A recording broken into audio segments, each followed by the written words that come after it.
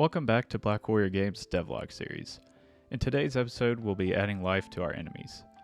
Add movement, set up patrol targets and wait times, create various enemy states, and the ability to detect and chase a player.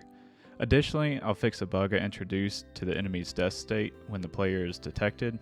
And lastly, enemies will be able to detect if they are hit and take damage, and if so, they'll target the object that hit them.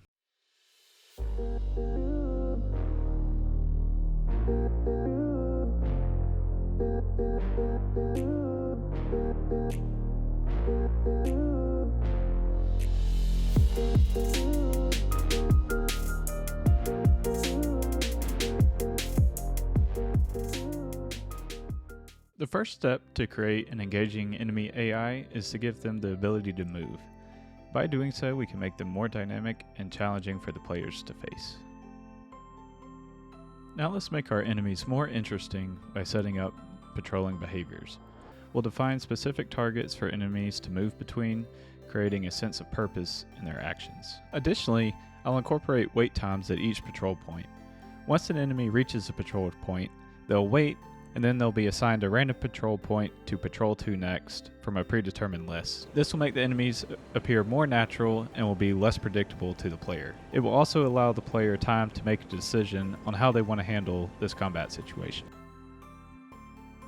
What's an enemy without the ability to sense and hunt the player? Now we'll implement player detection, making the enemies be able to spot the player if the player enters the enemy's line of sight. Whether it's through sight, sound, or other senses, we'll ensure that our enemies can detect if there is a hostile player nearby, adding depth to the game's challenge. Currently, enemies can only detect through sight, but other detection methods, such as sound, will be added in the future. To further enhance our enemies' decision-making, we'll add a state system. These states dictate the behavior of enemies based on different conditions. States such as idle, patrolling, chasing, attacking, and engaged will govern how our enemies interact with the player and their environment. If an enemy is in a certain state, they will not be able to perform other actions. The enemy state is also how the enemy decides what it needs to do given its current situation.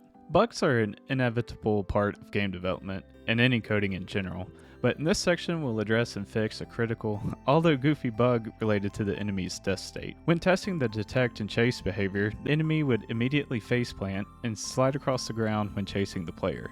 While comical, this was not the desired behavior. This bug took me a while to sort out, but after a few hours of trying different things and the errors still persisting, I took a hard look at my code and found the issue.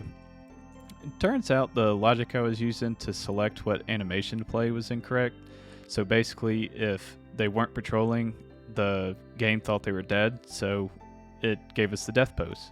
A quick change of operators fixed the issue, and now they are entering the chase state properly and running towards the player as they should. When the enemy sees the player, they will enter the chasing state and move towards the player. And if they make it inside of their attack radius, they'll enter their attacking state and eventually begin attacking. Finally, we'll make our enemies dynamic and aggressive by aggroing the enemy to the character if they are hit while the player is not detected.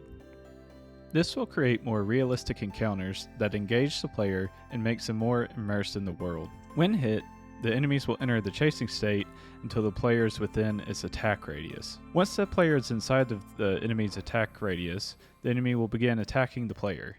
If the player leaves the attack radius, the enemy will leave the attacking state and re-enter the chasing state until one of two conditions are met. The first being the player re-entering the attack radius. The enemy will then know it can attack again and proceed to do so.